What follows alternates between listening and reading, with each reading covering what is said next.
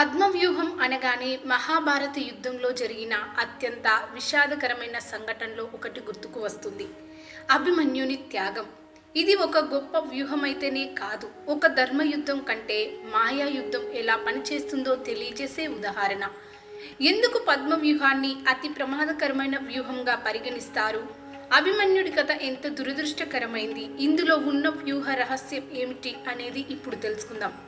పద్మవ్యూహం ఒక శక్తివంతమైన యుద్ధ వ్యూహం. ఇది తామర పువ్వు ఆకారంలో ఏర్పడుతుంది. ఈ వ్యూహాన్ని బయట నుంచి చూస్తే ఒక తామర పువ్వు మాదిరిగా అనిపిస్తుంది.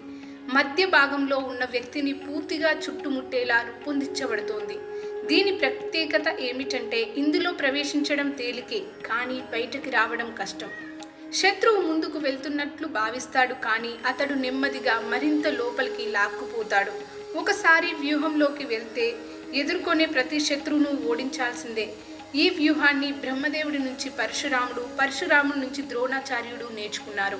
ఇది 7 వలయాలుగా ఏర్పడి ప్రతి వలయాన్ని దాటగానే మరింత బలమైన సైనికులు ఎదురవుతారు.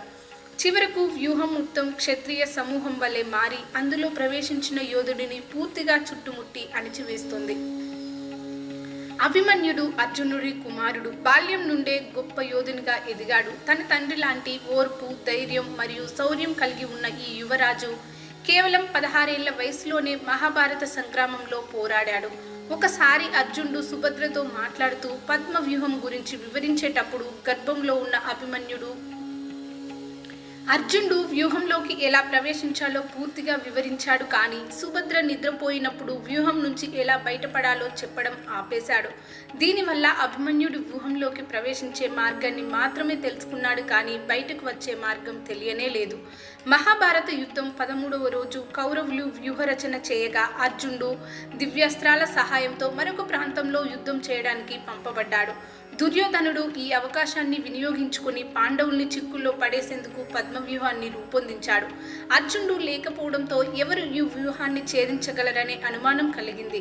అభిమన్యుడు వ్యూహాన్ని ఎలా ప్రవేశించాలో తెలుసు కాబట్టి తన తండ్రికి సమానంగా పోరాడతానని తలపెట్టాడు. అతని వెంట భీముడు, యుధిష్ఠిరుడు, సాత్యకి, నకుల, సహదేవులు ఉండేలా ప్రణాళిక వేసినా కౌరవులు వ్యూహద్వారం మూసివేశారు. అభిమన్యుడు ఒంటరిగా వ్యూహంలో చిక్కుకున్నాడు. పద్మవ్యూహం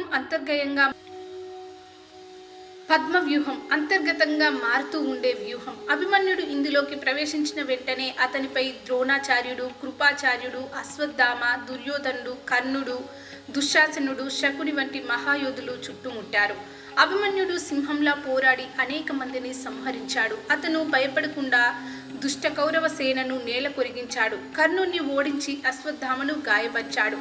చివరికి కౌరవులు ఒక అప్రజ్వామికమైన పద్ధతిలో ధర్మాన్ని కట్టిపెట్టి అతనిపై అన్యాయంగా కలిసి పోరాడారు. అతని ధనుస్సు, గుర్రం, రథం ధ్వంసం చేయబడింది. చివరికి దుశ్శాసనుడు కుమారుడు అర్జుని తలపై గద వేసి హత్య చేశాడు. ఈ కథ మనకు నేర్పించే పాఠాలు చాలా ఉన్నాయి. పూర్తిగా తెలియని విషయం గురించి లోపలికి వెళ్ళడం ఎంత ప్రమాదకరమో ఇది తెలియజేస్తుంది.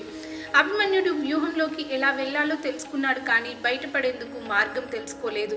ఇది మన జీవితంలో కూడా వర్తిస్తుంది. ఏ పనినైనా ప్రారంభించే ముందు దాని పూర్తి పరిణామాలను తెలుసుకోవాలి. ధర్మానికి ఎల్లప్పుడూ పరీక్ష ఉంటుంది. కౌరవులు అన్యాయంగా పోరాడారు, కానీ చివరకు ధర్మమే గెలిచింది. ఒకరిపై పూర్తిగా ఆధారపడకూడదు, ఎందుకంటే అర్జునుడు లేకపోవడంతో అభిమన్యుడికి ఏకాకిగా వదిలేశారు. ఒకరు ఎంత గొప్పవారైనా సమూహానికి వ్యతిరేకంగా ఒంటరిగా పోరాడడం చాలా కష్టం. పద్మవ్యూహం కేవలం యుద్ధం మాత్రమే కాదు, ఇది జీవిత వ్యూహం కూడా. ప్రతి మనిషి కూడా జీవన పోరాటంలో ఒక పద్మవ్యూహంలోనే ఉంటాడు.